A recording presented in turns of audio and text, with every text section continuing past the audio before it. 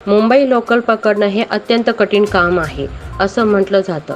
किंबहुना गर्दीच्या वेळी लोकलमध्ये सीट मिळवणं ही एक कला आहे असं म्हटलं तर वावग ठरणार नाही. कारण शेकडोच्या गर्दीतून वाट काढत डब्यात शिरणं काही सोपं काम नाही. पण काही मुंबईकरांनी यावर देखील एक अनोखा जुगाड शोधून काढलाय. ही मंडळी ट्रेन प्लॅटफॉर्मवर उभी राहण्याची वाट पाहतच नाहीत, ते थेट धावत्या लोकलमध्ये उड्या मारतात. बरं, हा खतरनाक जुगाड केवळ पुरुषच नाही तर महिला सुद्धा करतात. बहुधा मुंबई बाहेरच्या मंडळींना विश्वास बसणार नाही. मग हा व्हिडिओ एकदा पाहाच. या महिलांचा धाडस पाहून तुम्ही देखील अवाक व्हाल. व्हिडिओमध्ये तुम्ही धावत्या ट्रेनमध्ये उड्या मारणाऱ्या महिला पाहू शकता. ट्रेनमध्ये उड्या मारणारी ही मंडळी कुठला डब्बा पकडायचा हे आधी निश्चित करतात.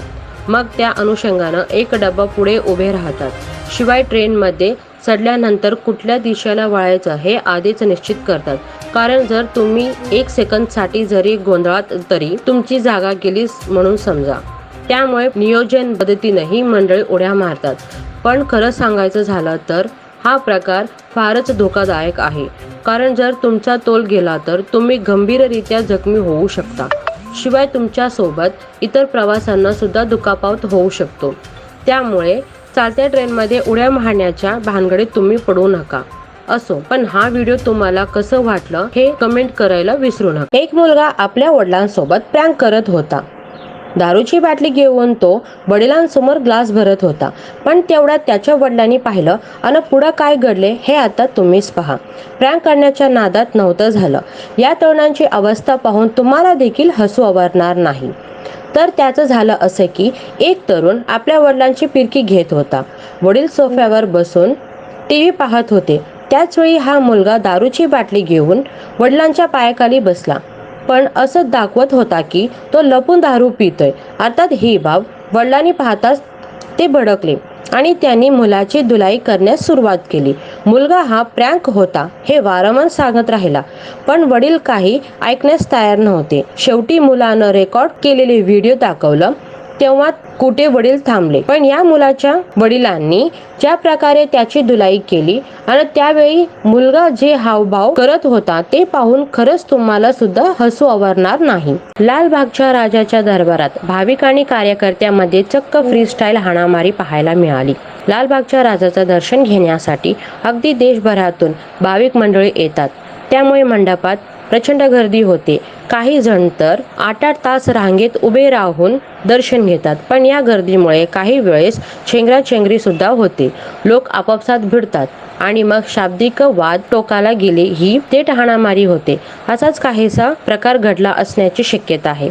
या व्हायरल होणाऱ्या व्हिडिओमध्ये तुम्ही लालबागच्या राजा मंडळाचे कार्यकर्ते आणि भाविकांमध्ये झालेली हाणामारी पाहू शकता. दोघीही एकमेकांना अक्षरशः भुकलून काढण्याचा प्रयत्न करत आहेत. दरम्यान इतर लोक मध्ये पडले आणि त्यांनी हे भांडण सोडवलं. दरम्यान नेमकी चूक कोणाची होती याबद्दल अद्याप कुठलीही अधिकृत माहिती समोर आलेली नाही. पण मुंबई पोलिसांची टीम अशा प्रकारे पुन्हा घडू नये म्हणून गर्दी आवरण्याचा प्रयत्न करत आहेत.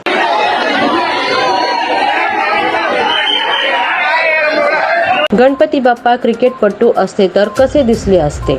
पहा AIनं तयार केलेले काही भन्नाट फोटो. गणपती बाप्पाच्या आगमनामुळे वातावरण कसं उत्साहित झालं आहे.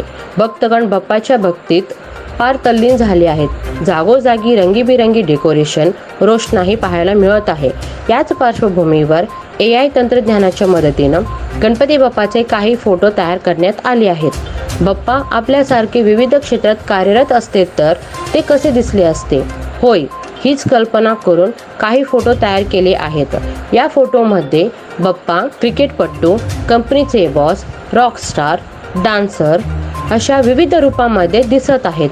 हे फोटो पाहून खरंच तुम्ही देखील अवाक व्हाल. विरार लोकलनं प्रवास करणं हे अत्यंत कठीण काम आहे. कारण या ट्रेनमध्ये प्रचंड गर्दी असते.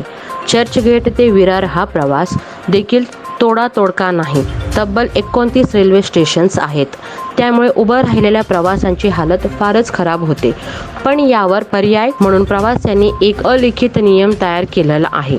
बोरीवली स्टेशन येताच बसलेल्या प्रवाशांनी स्वतःची जागा सोडून उभं राहिलेल्या मंडळींना जागा द्यायची.